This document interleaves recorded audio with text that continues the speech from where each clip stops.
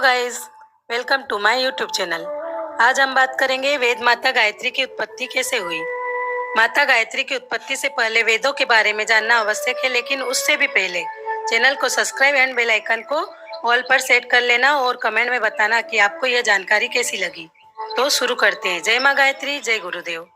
वेद माता गायत्री की उत्पत्ति कैसे हुई। वेद अर्थात ज्ञान। ज्ञान के 4 वेद हैं, ऋग, यजु, साम, अथर्व।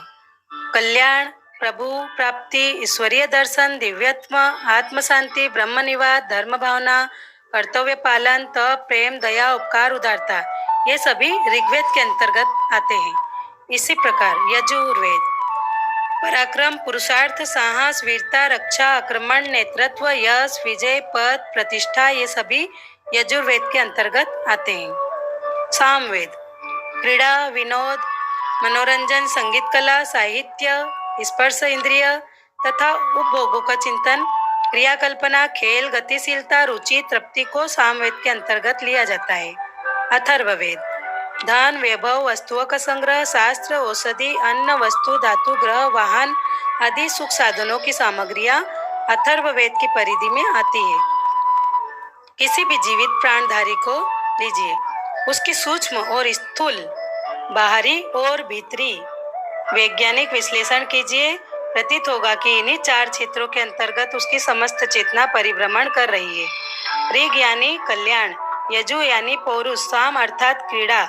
इन चारों दिशाओं के अतिरिक्त प्राणी की ज्ञान धारा और किसी और प्रभावित नहीं होती। ऋग को धर्म, यजु को मोक्ष, साम को काम और अथर्व को अर्थ भी कहा जाता है। यही 4 ब्रह्मा जी के मुख हैं।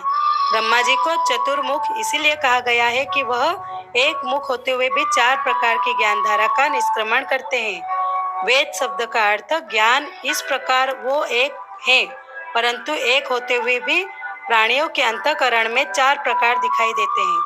इसीलिए एक वेद को सुविधा के अनुसार 4 भागों में विभक्त किया गया। भगवान विष्णु की 4 भुजाएं भी यही है।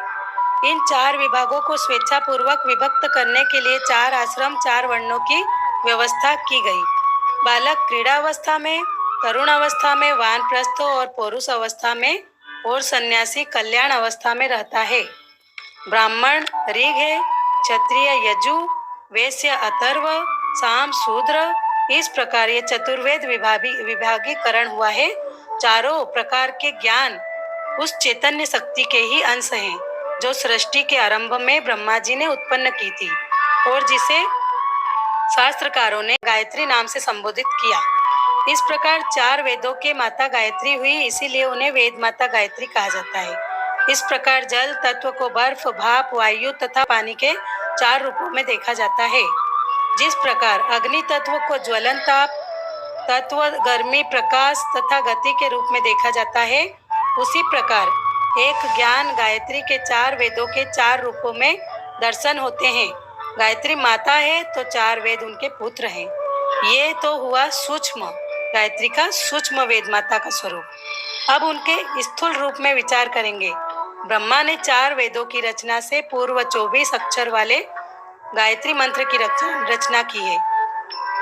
इस एक मंत्र के एक एक अक्षर में सूक्ष्म तत्व समाहित है, जिनके होने पर 4 वेदों की शाखा का प्रशाखाएं उद्भूत हो गई। एक वट बीज के गर्भ में महान वटवृक्ष छुपा होता है।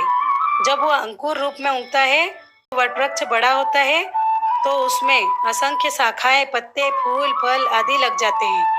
इन सब का इतना बड़ा विस्तार होता है कि जो उसमें मूल वटवृक्ष की उपेक्षा करोड़ों अरबों गुना बड़ा होता है। गायत्री के 24 अक्षर भी ऐसे ही बीज है जो प्रस्फुटित होकर वेदों के महाविस्तार के रूप में अवस्थित होते हैं। जय माँ गायत्री।